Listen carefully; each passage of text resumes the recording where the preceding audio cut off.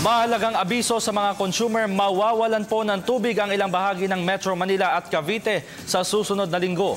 Sa abiso ng Maynilad, kabilang sa mga lugar na apektado ng water interruption, ang ilang bahagi ng Caloocan, Maynila, Pasay, Makati, Parañaque, Muntinlupa at Las Piñas. Bukod sa ilang bahagi ng NCR, apektado rin ng water interruption ang Cavite City, Bacoor, Imus, Kawit, Rosario at Noveleta sa Cavite.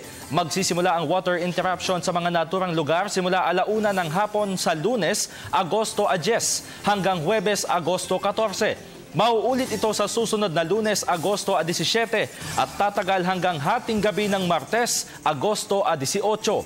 Ipatutupad ang water interruption sa mga naturang lugar kaugnay ng realignment ng mga tubo ng tubig ng kumpanya upang bigyang daan ang itatayong Flood Interceptor Project ng Department of Public Works and Highways o DPWH sa Maynila.